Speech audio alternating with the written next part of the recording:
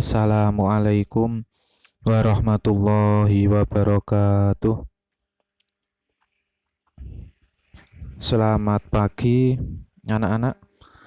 Kita akan membahas materi dalam ilmu kalam, yaitu tentang dosa besar dan pengaruhnya terhadap keimanan. Jadi nanti ada beberapa aliran-aliran dalam kalam yang di situ akan kita bahas satu persatu pemikirannya, pandangannya tentang dosa besar dan pengaruhnya terhadap keimanan.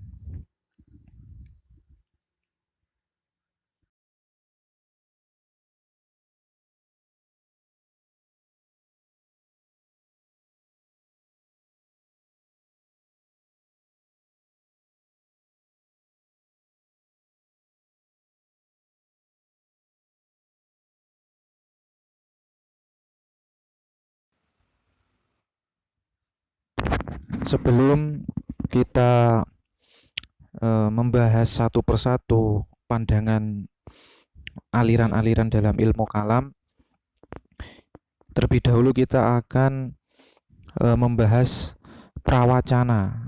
Kenapa sih kok ada pandangan-pandangan yang berbeda tentang dosa besar, keimanan, kafir, dan lain sebagainya.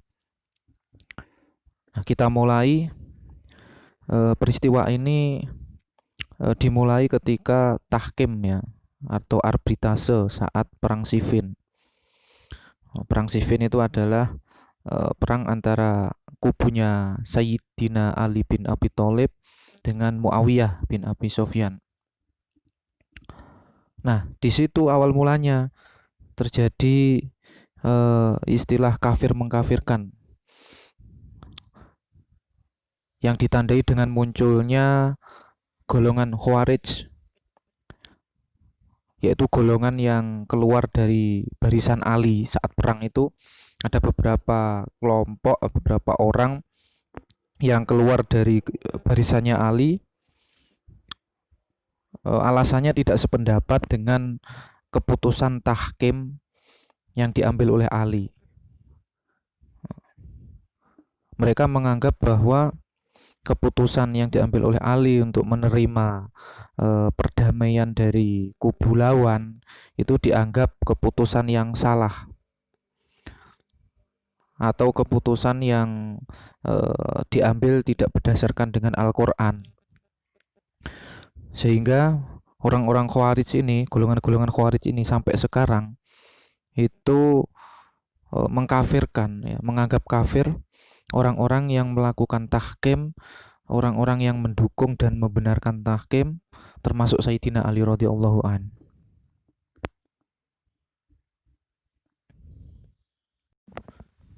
Ini saya tampilkan di dalam PowerPoint, dalam slide PowerPoint ada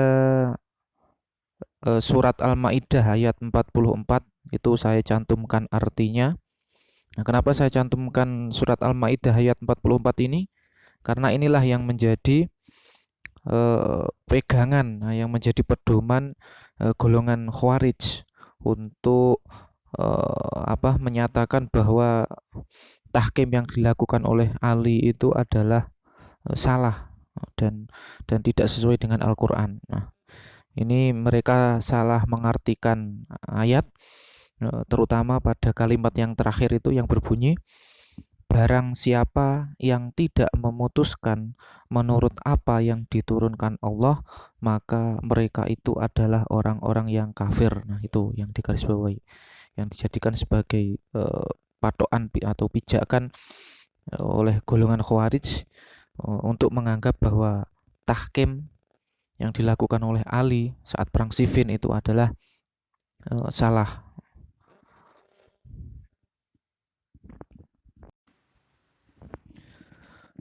Ada beberapa perspektif, ada beberapa pandangan corak pikir dari beberapa aliran di dalam ilmu kalam, yang mana pandangan-pandangan tersebut, pemikiran tersebut eh, berbeda antara satu dengan yang lainnya. Kita akan membahas satu persatu mulai dari aliran Khawarij, lalu Murji'ah, Mu'tazilah, Asy'ariyah, Maturidiyah, dan Syiah. Yang pertama adalah Khawarij.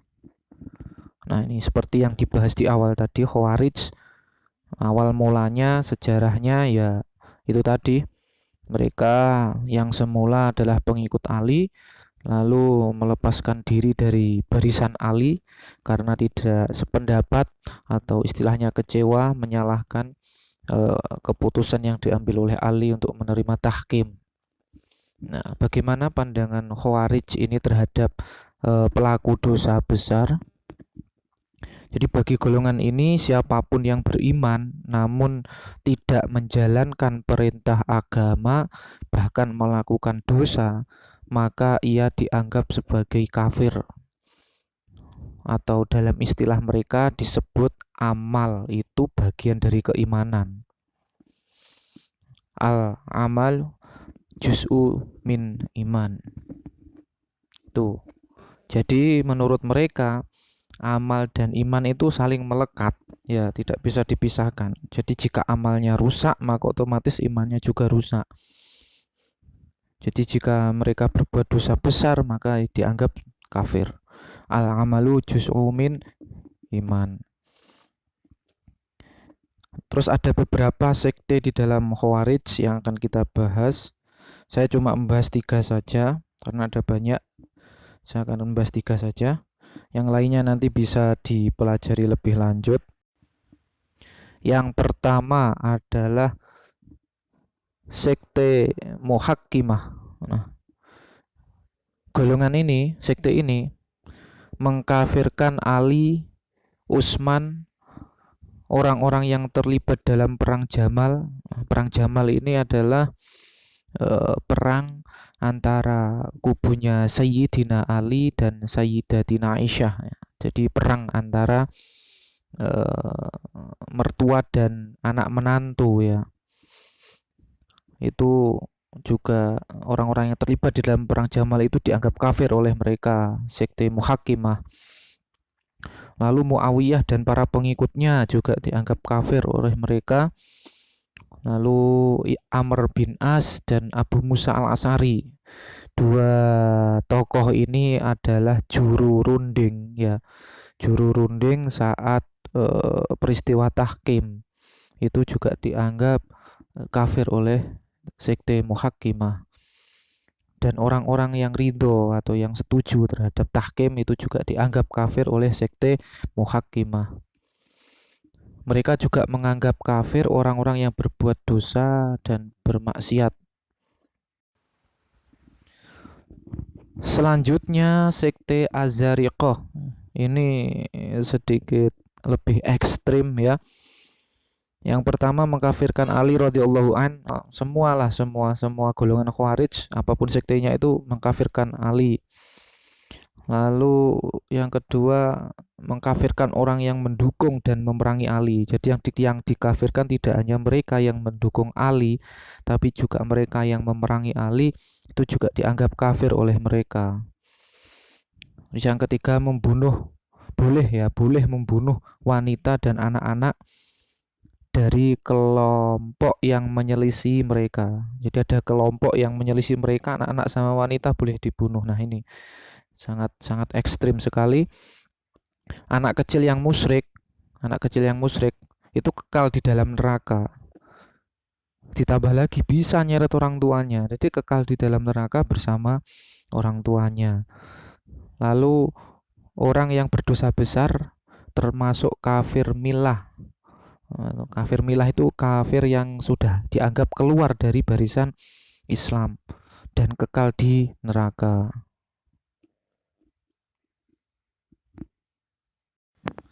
Sekte selanjutnya ini yang agak longgar ya. Walaupun Khawarij itu ekstrim, tapi ini agak longgar, tidak sebegitu ekstrim jika dibanding yang awal-awal tadi, Azharikoh dan Muhakimah tadi.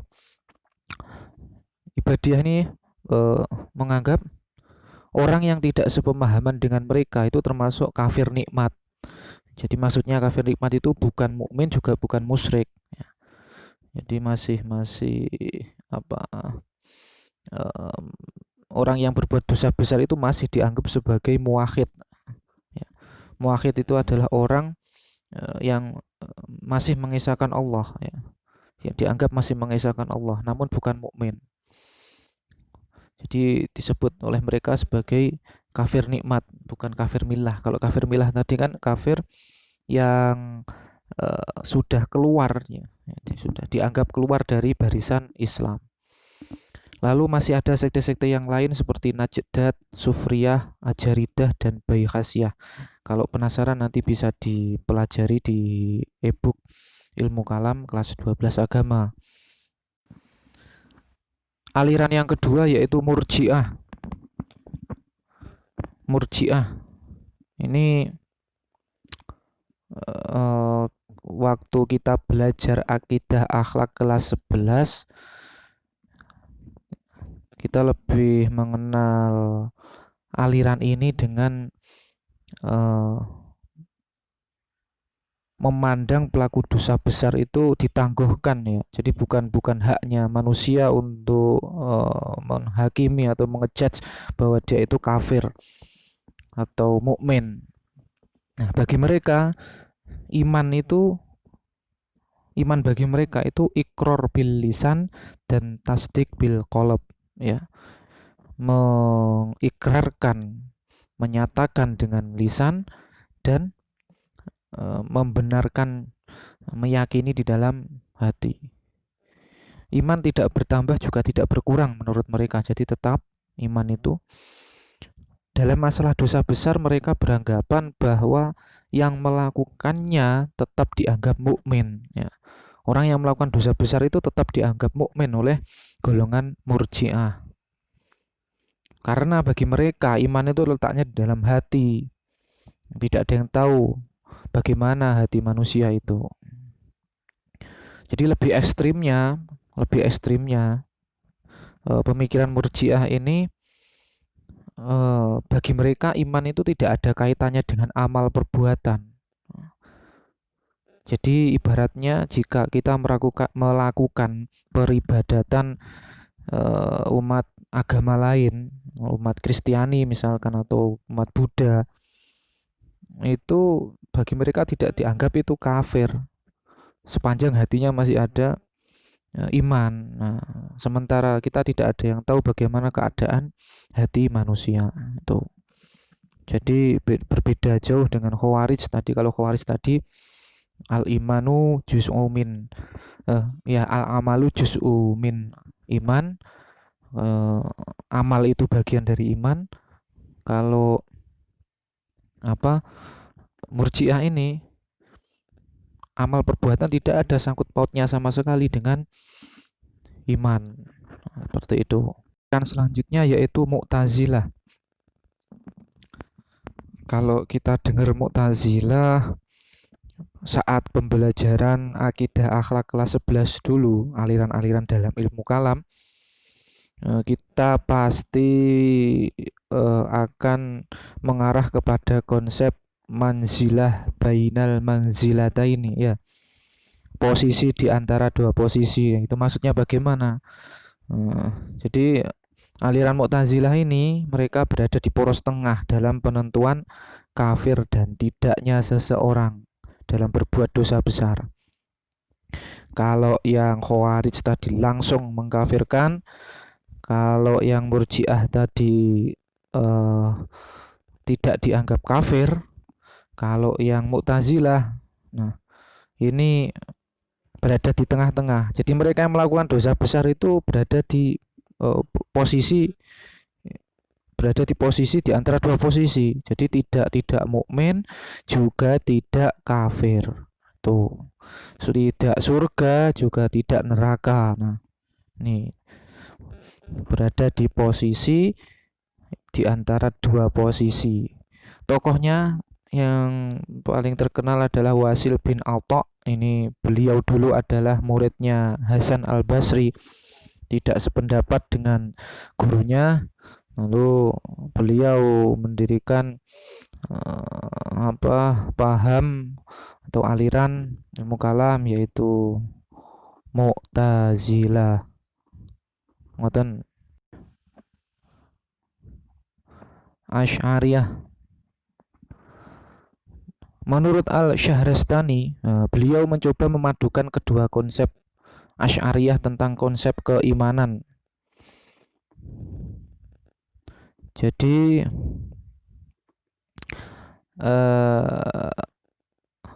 tiga poin konsep keimanan dari Asy'ariyah itu, yang pertama tasdik bil janan, membenarkan dengan hati, atau tasdik bil qalb. Ini yang paling inti.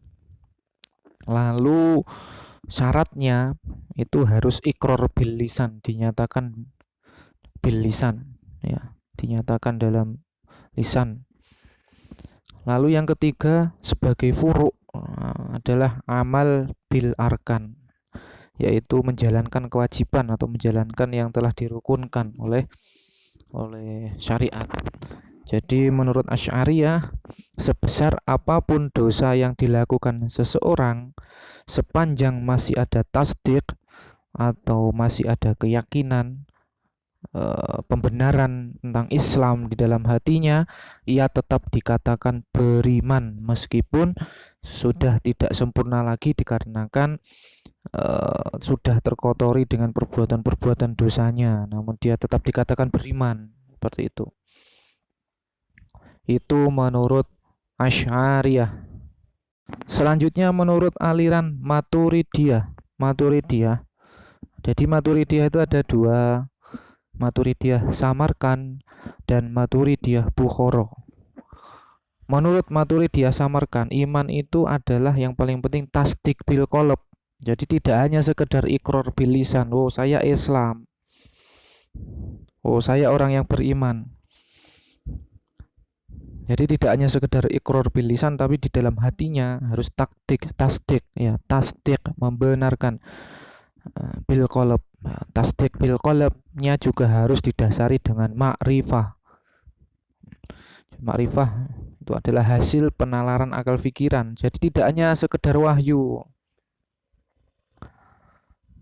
Oh, ada perintah sholat di dalam Al-Quran, itu wahyu.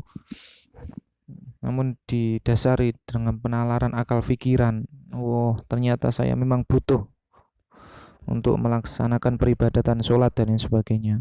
Saya memang butuh untuk dekat kepada Allah Subhanahu wa Ta'ala.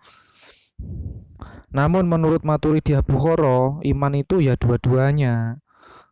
Tasdik bil qalb, membenarkan di dalam hati, juga tasdik bil lisan, membenarkan dalam lisan. Seperti itu. Orang yang melakukan dosa besar tidaklah kafir. Jadi kategorinya durhaka gitu kalau menurut aliran Mu'tazilah. Mu'tazilah tidak setuju, Maturidiyah, mohon maaf. Maturidiyah tidak setuju dengan konsep manzilah bainal manzilataini miliknya Mu'tazilah, ya, tidak setuju. Karena konsep manzilah bainal manzilataini ini tidak ada di dalam Al-Qur'an.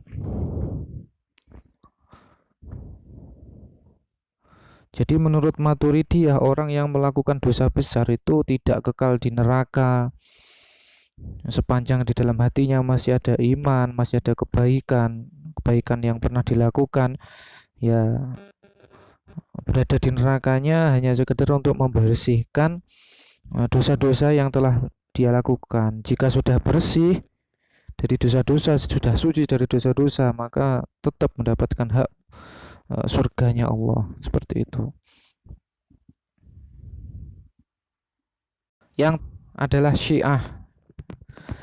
Ada beberapa sekte dalam Syiah yang mereka punya konsep keimanan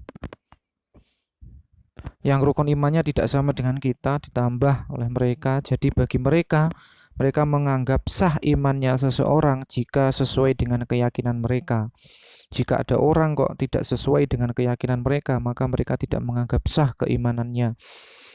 Contohnya sekte Sabaiyah, ini tentang kesetiaan terhadap imam madhab. Sekte Sabaiyah ini memasukkan poin kesetiaan terhadap imam zaman ini eh, sebagai salah satu rukun iman, ya.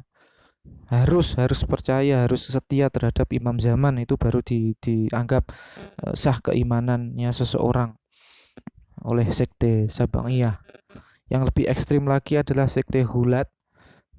Mereka meyakini Ali sebagai nabi, bahkan kedudukannya lebih tinggi dari Rasulullah Shallallahu Alaihi Wasallam. Nah, ini sangat-sangat ekstrim sekali, ya. Ya, ini pandangan mereka Syiah dari sekte Hulat.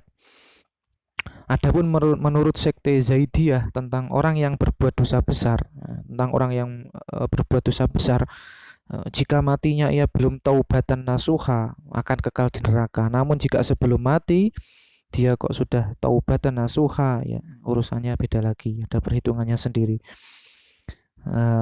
Mungkin itu saja yang bisa kami sampaikan, pemaparan singkat tentang dosa besar dan pengaruhnya terhadap keimanan menurut pandangan, menurut perspektif dari masing-masing aliran ilmu kalam yang saya sebutkan tadi.